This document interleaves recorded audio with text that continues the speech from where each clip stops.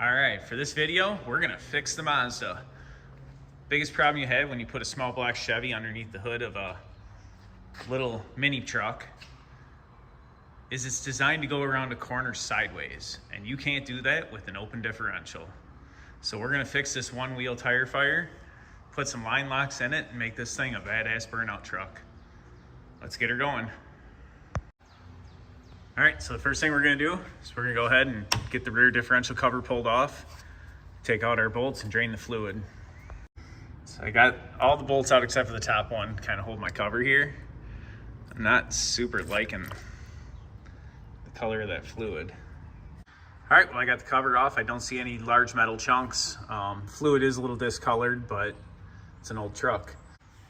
All right, so the correct way to do this is you take your welder and you want to just fuse these gears together. No, I'm just kidding. In fact, maybe this is even a worse option. I bought the cheapest differential I could get from eBay. Looking at it, actually doesn't seem like it's too bad a quality. Obviously, this is a really budget build. I don't want to spend any more money on than I have to, and for sure, I hope that my tires are the weakest link. I don't plan on putting anything on this that's going to make traction to try and drag race it or anything like that. It's purely just for doing burnouts. So this was the least expensive option I could find, with the exception of taking a welder and just fusing the gears together. But if I was towing this to the burnout competition, I might have tried that, but really that's for demo cars only. I would never recommend that anybody weld the gears together. You're just asking for a problem. Plus you can see how thin the case is here. This should, in theory, be much stronger and still allow some slip when you go around corners, so that way you're not locked up with like a spool chirping the tires around every corner. So we're gonna go ahead and get this all disassembled, get this guy put in, and we're gonna have a posi. All right, so my plan is to reuse this ring and pinion. So I'm not changing the gears, so I want to make sure I get it set up exactly the way it was when I took it apart. So before I do anything, I'm measuring backlash. As you can see, I got the dial indicator set at 0. And if I move it, we go to 90. Back to 0, back to 90. So I have a 10,000ths backlash on this ring and pinion.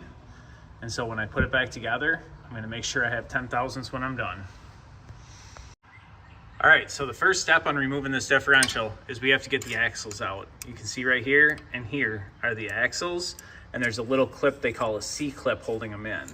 In order to get that C-clip off, the axle has to be able to be pushed in towards the center to release the clip.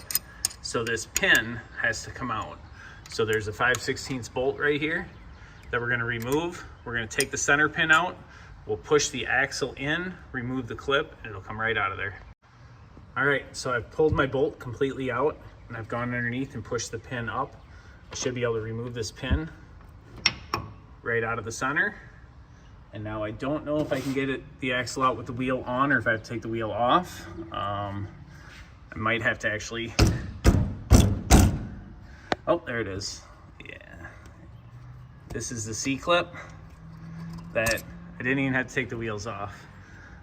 Got this clip out of here. Now what I'm gonna do is, as long as the drum allows me to pull it out, I'm gonna pull the axle out till it gets to about here, and I'm just gonna leave it in and we'll pull the differential out. All right, so I ended up just pulling the entire axle out. I thought about letting it hang here, but I figured it's gonna distort the seal, having the axle sitting on it. If you were somebody who wanted to spend money or planned on making this thing last, I would suggest at this point to replace your seals. I'm not gonna do that because I don't really care. Again, this is my own vehicle. If it was for a customer, we'd be putting all new bearings and seals and everything in it. So, but this is just for a burnout truck. That's how we're gonna do it. I'm gonna go ahead and get the other axle out of there so we can pull the diff. All right, with the axles out of the way, the next step is gonna be to pull your carrier bearing caps. These are machined to the housing, so they matter right from left and the direction. So you wanna make sure you keep them going the right way and keep them on the right side. Mark them with a paint marker or stamp or something. All right, once your caps are removed, I got behind here with the pry bar, gave it a little wiggle. It's ready to fall out. We're gonna take it out and set it on the bench. All right, so I've got the entire differential pulled out. As you can see here, the gear set is actually a 355 forward ring and pinion. On the side of the gear, you're gonna have these solid blocks. This is what sets your backlash, so you don't wanna mix up which side they came from. And with a Ford and these 8/8s, oftentimes you won't have to reset them up or anything. You can just reuse those original shims and everything works the way it's supposed to. However, I did buy the cheapest differential from China off eBay, so I'm not sure how that's gonna work until we get it put together here, but this one's out. The next step is gonna be to remove the ring and pinion and this speed sensor.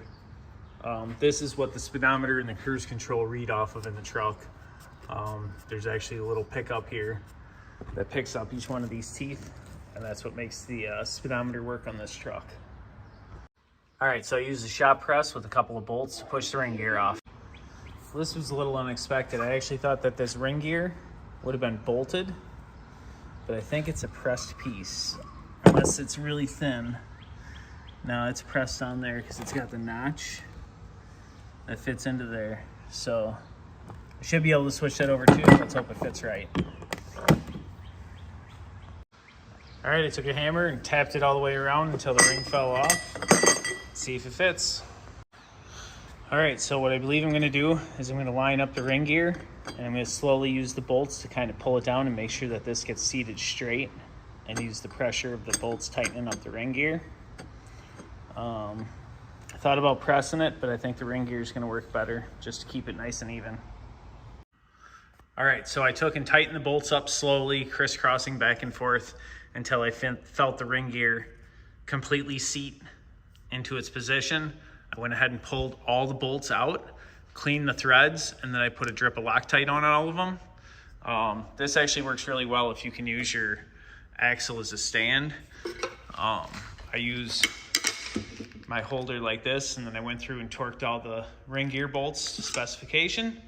We're gonna go ahead and put it in the press and get the side bearings pushed onto it, and then we'll be able to put it back inside and check our backlash on the ring gear. Hopefully it works out that it's exactly where it needs to be, and I can just throw this thing back together and have a posi. All right, so in case you were wondering how a posi differential works, I figured I'd kind of give you a little idea of what's going on here. I'm gonna pull the pin out of this open carrier quick.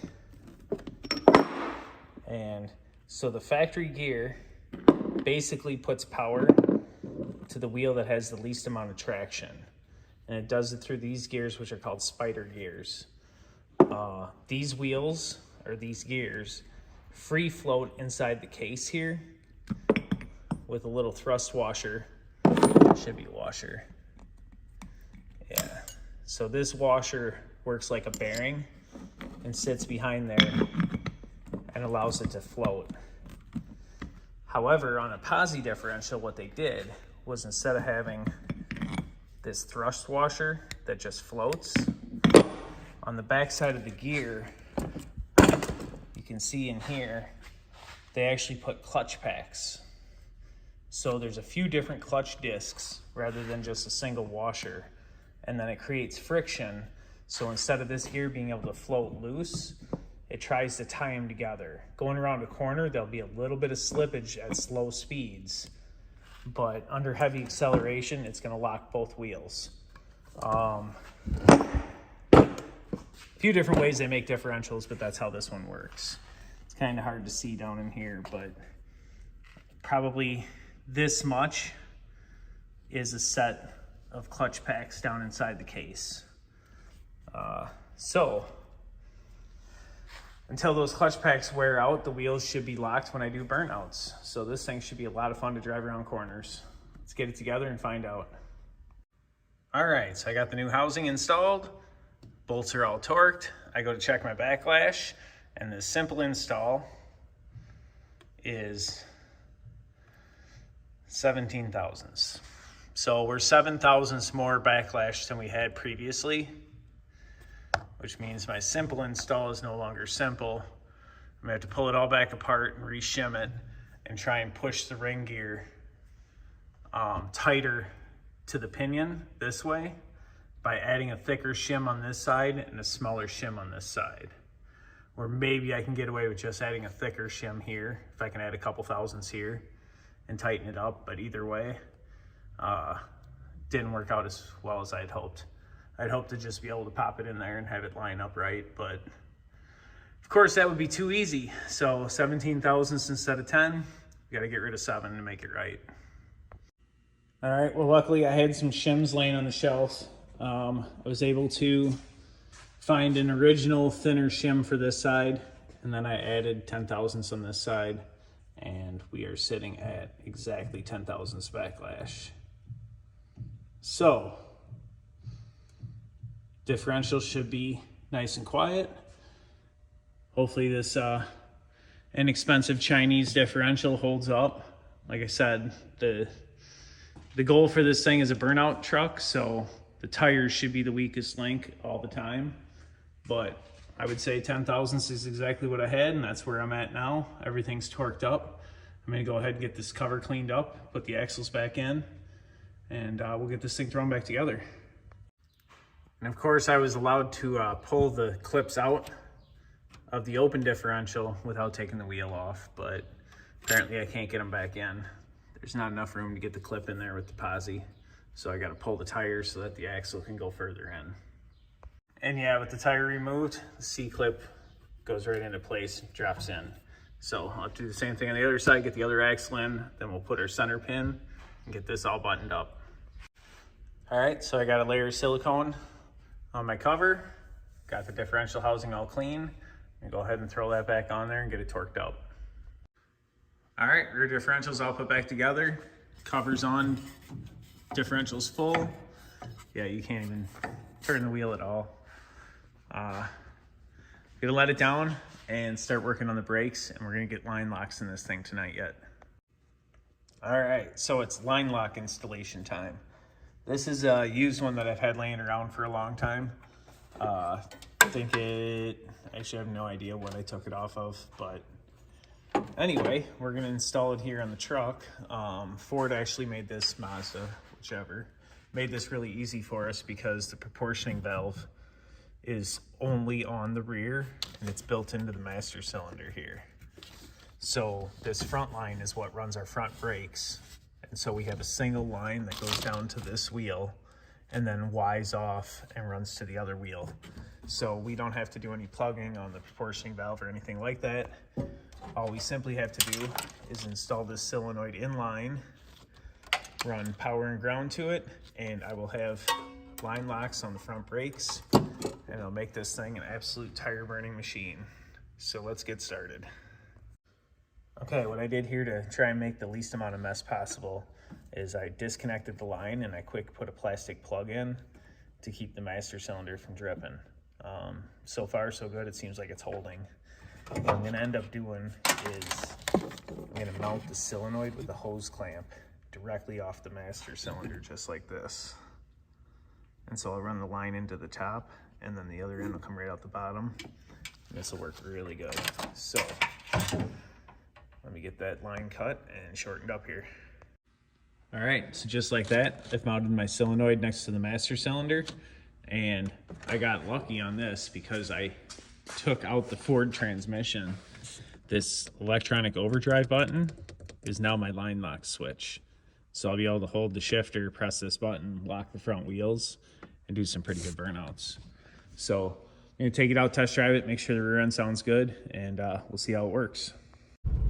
All right, so I just got back from a test drive. Sounded really good. Didn't have any noises from the rear end at all. Unfortunately, it's a little rainy out right now, so it's kind of wet. I was sliding all over. This thing's gonna be a lot of fun. But so now my line lock is this, and I can let go of the brake, and the front tires are held, and I can just sit there and rip. So my one wheel problem has been fixed. I now have line locks, and this truck is going to be a lot of fun. me get turned around here. Probably could have did a better job turning around. And yeah, we'll have to do it when it's dry so we can get some real smoke, but posi traction we have. This thing's gonna be a riot. And after a quick swap of the differential, Mazda has a posi. Subscribe to the channel to see how well this thing does burnouts up in the Dells in a few weeks.